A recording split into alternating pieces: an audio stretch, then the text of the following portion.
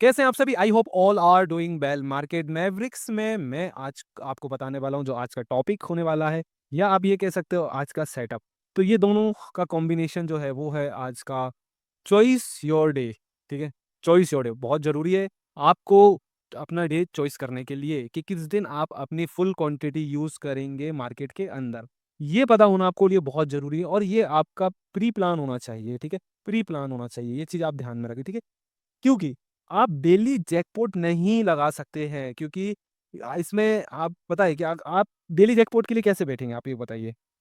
कैसे आप daily jackpot के लिए बैठेंगे? नहीं बैठ सकते हैं, ठीक है? क्योंकि आपको पता है कि मार्केट मोस्टली जो मार्केट रहता है, वो साइडवेज़ मार्केट रहता है। मैं कहता हूँ कि साइडवेज़ मार्केट रहता है, ठीक है, हम ऑप्शन सेलिंग करके यहाँ पर पैसा बना लेंगे, बट ऑप्शन सेलिंग से कितना पैसा बनेगा? आप समझें।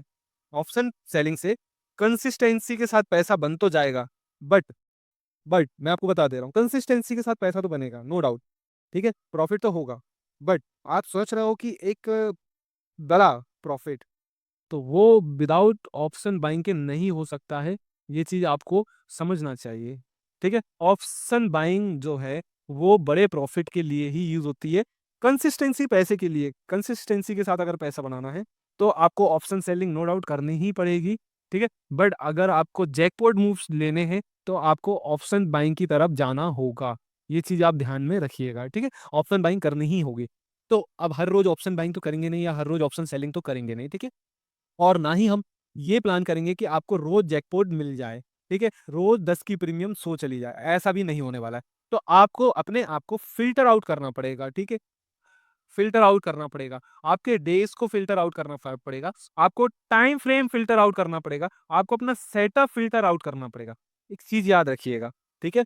आपको बहुत सारी चीज़ों को फ़िल्टर आउट करना पड़ेगा, जिसमें से सेटअप, डे और टाइम, ये बहुत ज़रूरी है, ठीक है?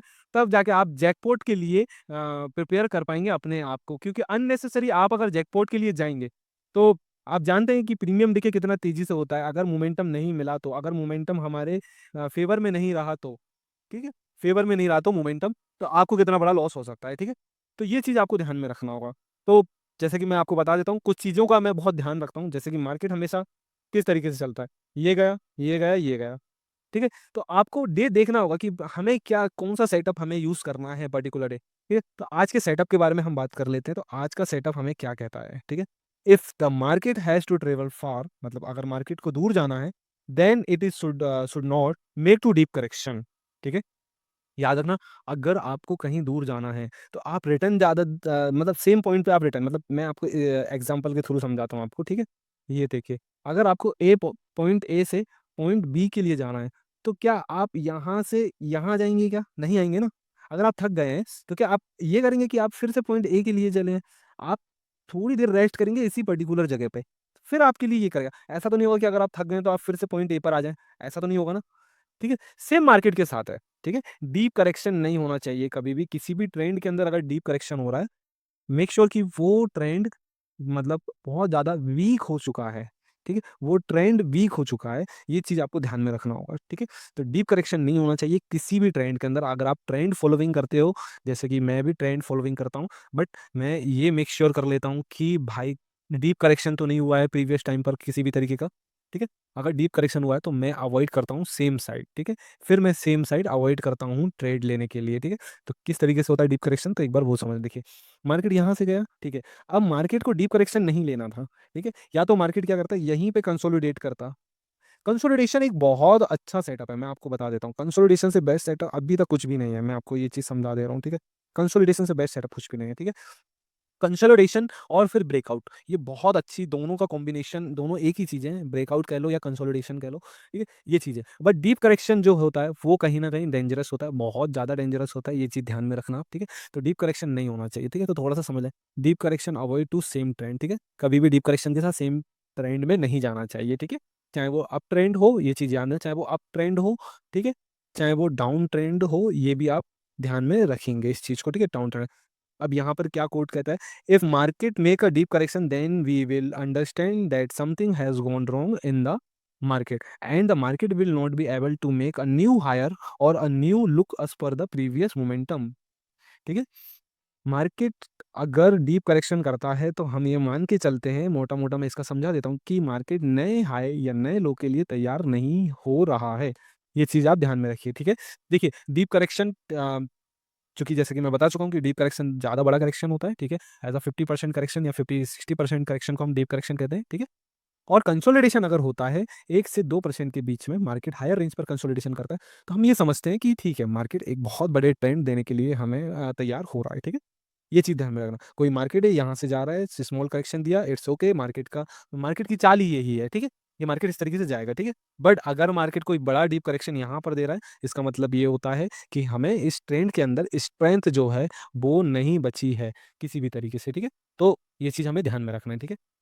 अगर आप यहाँ तक अभी आ गए हैं तो चैनल को लाइक, शेयर कर दीजिएगा और सब्सक्राइब भी कर दीजिएगा। ये चीज़ ध्यान में रखिएगा, ठीक है?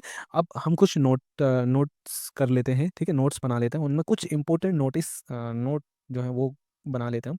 पहली चीज़ तो ये है कि आपको अपने डे चॉइस करने के लिए आपको अपने एक पर्टिकुलर ट्रेडिंग सेटअप को सीखना पड़ेगा या आपको आइडेंटिफ़ाई करना पड़ेगा कि ये सेटअप को मुझे यूज़ करना है और अपने आप को इस सेटअप के अकॉर्डिंग फ़िल्टर आउट करना है। ये चीज़ आपको ध्यान में रखनी होगी, ठीक है? तो focus your own trading setup. हमें कभी भी ये नहीं भटकना है कि किसी ने ये बता दिया तो हमने उसे फ़ॉलो कर लिया, फिर थर्ड पार्टी ने ये बता दिया, ये हर थर्ड पार्टी ने ये बता दिया, फिर कोई दूसरे मेंटर का हमने वीडियो देखा, उन्होंने कुछ बता दिया। तो ऐसे करके हमें भटकना नहीं है बिल्कुल भी, ठीक है? हमें हमारा खुद देखना सबको है, सबकी वीडियोज़ देखना है बट जो ट्रेडिंग सेटअप होगा, वो आपको अपने अकॉर्डिंग बनाना होगा, ठीक है? ये चीज़ है ना। एक चीज़ याद रखना होगा, ठीक है? और सेकंड चीज़ मैं आपको बता देता हूँ, every trading system have drawdown phase. अगर आपका सेटअप है, तो इसका ड्रॉडाउन फेज़ भी होगा, प्रॉफ़िटेबल फेज़ है, तो इसका आपका लॉसेस फेज़ भी आपको देखना होगा। मैटर करता है कि आपका आरआर कितना अच्छा है, आरआर मीन्स रिस्क रिवॉर्ड कितना अच्छा है, ठीक है? अगर आपका रिस्क रिवॉर्ड अच्छा है, मनी मैनेजमेंट अगर आपका अच्छा है, तो फिर आप अपने लॉसेस फेज़ में भी अपने कैपिटल को प्रोटेक्ट कर पाएँगे और अपने आप को कर पाएँगे मार्केट के अगेंस्ट, ठीक है? ये चीज़ ध्यान में रखना है, ठीक है? हर ट्रेडिंग सिस्टम का कितने ही बड़ा मेंटर हो, कुछ भी हो, हर चीज़ का अपना एक ड्रॉडाउन फेज़ होता है। वहाँ पर वो सारी चीज़ें क्या बताए, कोई सेटअप नहीं बचाता है वहाँ पर बचाता है आपका रिस्क मैनेजमेंट, मनी मैनेजमेंट, वो चीज़ आपकी बचाती है। तो ये चीज़ आपको ध्यान में रखना है कि आपका मनी मैनेजमेंट कितना अच्छा होना चाहिए, ठीक है? और दूसरी चीज़ थर्ड चीज़ मैं आपको यहाँ पर बता दूँ, it is a capital required business. तो कैपिटल को आपको बहुत ज़्यादा सेफ करके चलना है, ठीक है? ये चीज़ ध्यान में रखें आप। कैपिटल को आपको बहुत सेफ करना है और ट्रेडिंग करना है, रिस्क रिवॉर्ड पर ध्यान रखना है। कोई भी सेटअप प्रॉफ़िटेबल नहीं होता है। प्रॉफ़िटेबल अगर कोई चीज़ बनाती है, तो वो सिर्फ़ आपका रिस्क रिवॉर्ड है, ठीक है? मनी मैनेजमेंट है। इसके अलावा आपको कोई भी चीज़ प्रॉफ़िटेबल नहीं बनाती और एक और आखिरी चीज़ है, वो होती है आपकी कंसिस्टेंसी। एक चीज़ याद रखना, किसी एक पर्टिकुलर सेटअप पर आपकी कंसिस्टेंसी वो आपको प्रॉफ़िटेबल बनाती है। अगर आपने वीडियो यहाँ तक देख लिया है, तो वीडियो को लाइक, शेयर और सब्सक्राइब कर दीजिएगा। Thank you for watching.